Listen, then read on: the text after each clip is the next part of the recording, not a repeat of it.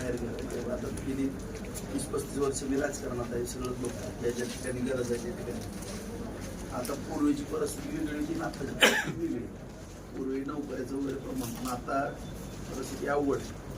आता मी शाळेमध्ये पण गेल्यानंतर तोच विषय सांगतो प्रत्येक शाळेमध्ये. आणि मी शिवाय शिक्षण प्रसारकला पण म्हणलं की मला एखाद्या तासाचं तुमचे पूर्ण विद्यार्थी असल्यावर मी लेक्चर द्यायला येतो किंवा आणखीन शाळेमध्ये.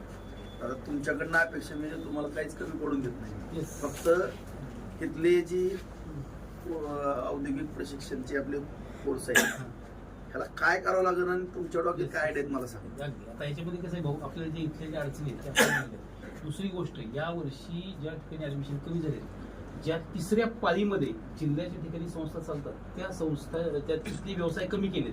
त्यातला plumber, plastic processing operator Pimpri चिंचवडचा आपल्याला इकडे शिफ्ट करण्यासाठी आपण मागितलंय. त्याच्याबरोबर आपण ब्युटी पार्लरचे 2 महिलांसाठी, त्यानंतर आपल्याकडे महिलांसाठी कुठलेच कोर्सेस नाहीत. ब्युटी पार्लरचे 2, फॅशन टेक्नॉलॉजीचे 2 आणि असे आपण एक वेगवेगळे कोर्सेस चालू करायची योजना आपल्याकडे जागा अवेलेबल आहे. आणि हे सगळं मी वर्क कळवलेलं आहे.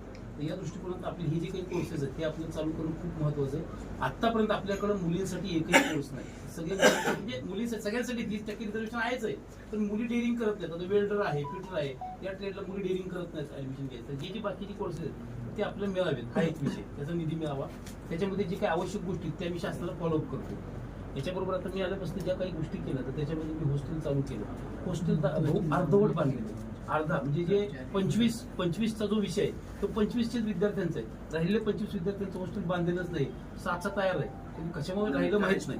आम्ही किती होईल किती विद्यार्थ्यांचं साधारण 50 विद्यार्थी आपल्याला पाहिजे. 25 विद्यार्थ्यांचं तयार आहे, 25 विद्यार्थ्यांचं अजून पाहिजे. म्हणजे पूर्ण खालचं आता काय करा, 25चं तयार आहे, 25चं त्यांचं अर्धवट आहे वाटतं. अर्धवट आहे ते कशामुळे आहे ती बघा.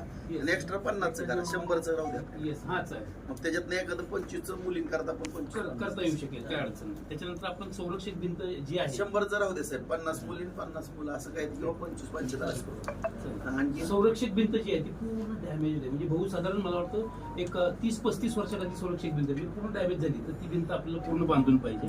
त्यानंतर ईशान्य कोपऱ्यामध्ये इथे जे आपण याच्या समोर येते त्याच्या म्हणजे आपण ईशान्य कोपऱ्यामध्ये आपण मुख्य द्वार करतोय, तिथे एक द्वार करून घ्यायचं. त्यानंतर आपल्याला आत आपण काय केलं, मी आल्यानंतर मी पूर्ण जेवढं क्षेत्र आहे त्याच्या शेजारनं एक 10-12 फुटाचं मी पूर्ण जेसीबी लावून सगळं रोड तयार करून घेत आहे. आता हे कच्चं काम आहे. आता डीपीडीसी अंतर्गत मागच्याच मी प्रयत्न केले, अर्ज दिले, 52 लाख रुपये आपण म्हणजे मंजूर करून प्रस्ताव दिलेला आहे. बहुतेक तो 27-28 मध्ये मंजूर आहे, सॉरी 26-27 मध्ये मंजूर आहे. तर ते मग आपल्याला आवश्यक आहे 52 लाख रुपये. तर सगळे रस्ते अंतर्गत रस्ते तर ते. त्यानंतर ड्रायव्हिंग ट्रॅक, आपल्याकडे MMVचा ट्रेड आहे भाऊ, मोटर मेकॅनिक व्हेकल, त्यासाठी आपल्याला ड्रायव्हिंग ट्रॅक लागते. याबाबत मी RTOशी बोललो, तर मी म्हटलं सर तुमच्याकडे जे तुम्ही तिथं टेस्ट घेता तर ते बार्शी तालुका आणि रिलेटेड कर्मा की एकत्रित तुम्हाला आपल्याला घ्यायला काहीच अडचण नाही, तुम्ही ड्रायव्हिंग ट्रॅक तयार करा. आता आपलं जे औद्योगिक प्रशिक्षण संस्था आहे ह्याच्यासारखी आपल्या भागात किती आहेत?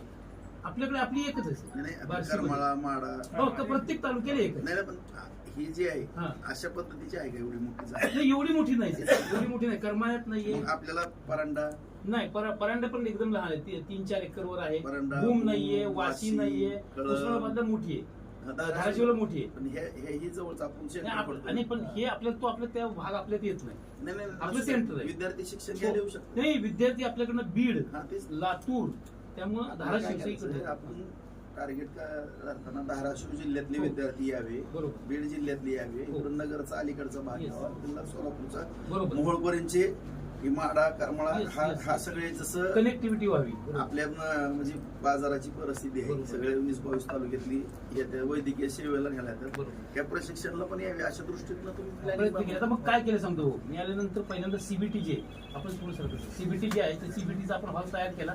आणि हे जे आहे इथं आपण काय केलं, शेजारच्या 10 संस्था म्हणजे भूम, परांडा याच्या सहित सगळ्या ही पूर्ण लॅब तयार केली. आता आपली परीक्षा CBT होणार आहे आणि आता हॉल तिकीट जे जनरेट झाले त्याच्यावर आपल्या बार्शी ITIचं नाव आलंय. ही सगळी परीक्षा इथे एका वेळेस 55 मुलं परीक्षेला बसणार 3 फेज मध्ये, म्हणजे सकाळी 9 ते 11, 12 ते 2 आणि 3 ते 5 अशा पद्धतीने परीक्षा आपल्याकडे होणार आहे. आणि ते आपल्या हॉल तिकीटवर बार्शीचं नाव आलंय, गव्हर्नमेंट ITI बार्शी म्हणून. मग ही आपण सुविधा केली. यापूर्वी सोलापूरला जावं लागत होतं आपलं पूर्ण 100. माझ्याकडे आता 5 वाजता या, तुमचं खाली मार्केटवरती मी आहे 5 ते 8